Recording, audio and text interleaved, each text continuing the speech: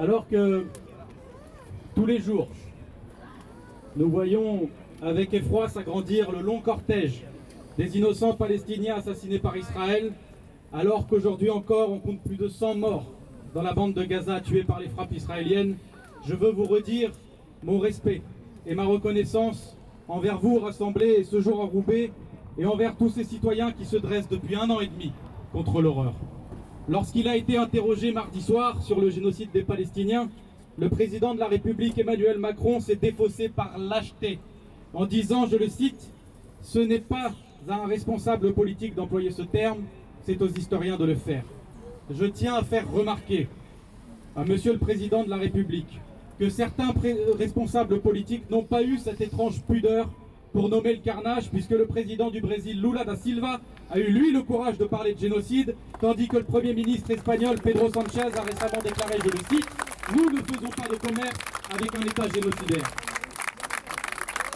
Voilà ce qu'aurait pu dire, voilà ce qu'aurait dû dire Emmanuel Macron, au lieu de se cacher derrière les historiens, car en faisant cela, il trahit et nie l'obligation formulée par le droit international envers chaque État. Cette obligation, elle est simple, elle est écrite, elle est inscrite dans la Convention de 1948 pour la répression et la prévention du crime de génocide, approuvée à l'unanimité de l'Assemblée générale des Nations unies, et qui dit dès son article 1 que, je cite, « Les États sont tenus de prendre toutes les mesures nécessaires pour prévenir ou punir le crime de génocide. » Prévenir le génocide, voilà ce qu'on vous demande, Monsieur le Président, pas d'attendre qu'il ait lieu pour l'inscrire dans des bouquins d'histoire.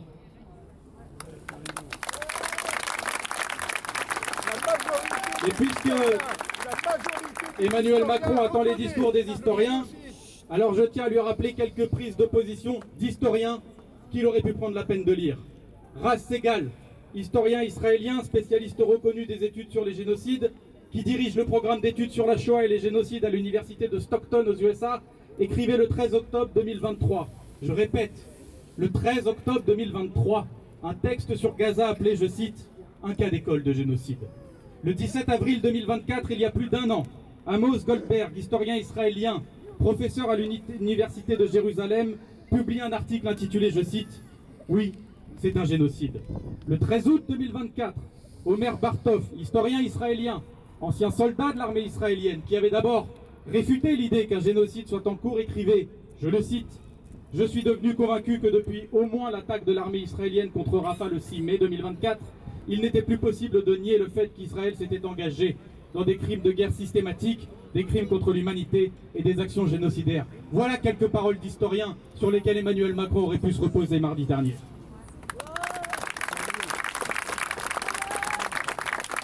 Il fallait prévenir, ça n'a pas été fait. Nous pouvons encore punir. Punir en commençant par mettre derrière les barreaux le criminel Netanyahou s'il ose franchir 1 centimètre de notre frontière nationale. Punir ensuite les discours génocidaires et criminels qui se déversent en toute impunité, notamment dans la télévision française. Punir parce que nous savons, punir parce que nous voyons, et donc nous demandons, simplement comme n'importe quel citoyen français, à ce que notre justice s'applique. Mais à mesure que le caractère évident du génocide en cours se révèle, même ceux qui ont fermé les yeux et qui se sont bouchés les oreilles depuis plus d'1 an sont face à leur irresponsabilité morale criminelle. Je les entends désormais, ces voix hypocrites qui tentent de laver leur bonne conscience remplie du sang des innocents. Les mêmes voix qu'on nous présente comme raisonnables. J'ai vu M. Johann Sfar, j'ai vu Mme Delphine Orwiller écrire, je la cite, « Je me suis tu, mais aujourd'hui il me semble urgent de reprendre la parole. » Je tiens à rappeler que cette dame, comme Johann Sfar, comme d'autres, n'ont pas été silencieux. Pendant 1 an et demi, ils ont utilisé leur voix, ils ont mobilisé leur talent et leur créativité, ils ont dépensé leur énergie à nous faire taire, à nous insulter, à nous traîner dans la boue. Alors oui, aujourd'hui, nous refusons de réhabiliter leurs petites personnes, tout comme nous refusons de réhabiliter la politique ininterrompue de colonisation d'Israël afin de, je cite Mme Orwiller, soutenir ceux qui savent que la démocratie est la seule fidélité au projet sioniste. Comme si le génocide, comme si la politique d'apartheid, comme si le nettoyage ethnique pouvait être stoppé, brisé par un simple changement de la forme institutionnelle d'Israël. Mais le peuple palestinien se fout de savoir si les bombes qui déchiquettent les corps de ses enfants, des femmes et des hommes innocents, sont larguées au nom du fascisme ou du sionisme démocratique, Ce qu'ils demandent, c'est qu'il n'y ait simplement plus de bombes, plus d'occupation. Ce qu'ils demandent, c'est de pouvoir enterrer les leurs sur leur terre. Ce qu'ils demandent, c'est de pouvoir retrouver leurs maisons. Ces maisons qui ont été volées depuis si longtemps ou détruites si récemment et dont ils n'ont comme unique souvenir, comme seule promesse, une clé, que tant d'entre eux continuent de conserver, une clé précieusement accrochée sur un médaillon autour de leur cou ou conservée sur un porte-clés. Cette clé qui n'ouvrira peut-être plus aucune porte, mais qui symbolise l'espoir d'un peuple que nous soutenons depuis des décennies, celui du droit au retour du peuple palestinien.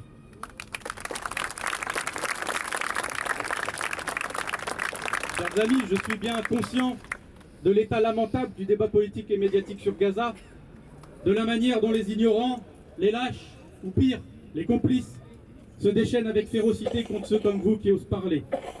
Dans ce qui est une épreuve, pour beaucoup d'entre nous, celle où l'on doit subir les calomnies, les menaces, les insultes, dans cette époque si sombre pour la liberté d'expression et les droits humains, je veux redire que notre combat ininterrompu contre ces massacres abominables fait aussi ressortir le meilleur de notre humanité et de nos valeurs.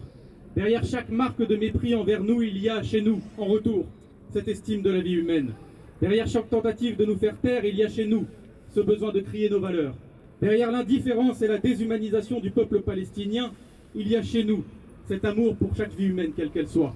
Et face à ces discours criminels et profondément racistes, qui ne cherchent plus à convaincre, mais désormais à écraser leurs oppositions, qui invisibilisent ce que nous sommes, c'est-à-dire des êtres humains qui refusent simplement, catégoriquement, les pires monstruosités, il n'y a rien de plus beau que cette lutte collective et citoyenne pour le droit à l'autodétermination du peuple palestinien qui nous empêche de sombrer, comme nos ennemis le font actuellement, dans la détestation primaire. Car nous rappelons à chaque instant qu'il ne s'agit pas d'une guerre de religion, parce que nous n'avons jamais reproché aux responsables israéliens ce qu'ils sont. Nous ne leur avons jamais reproché leur religion, nous leur avons toujours reproché ce qu'ils font, c'est-à-dire un génocide.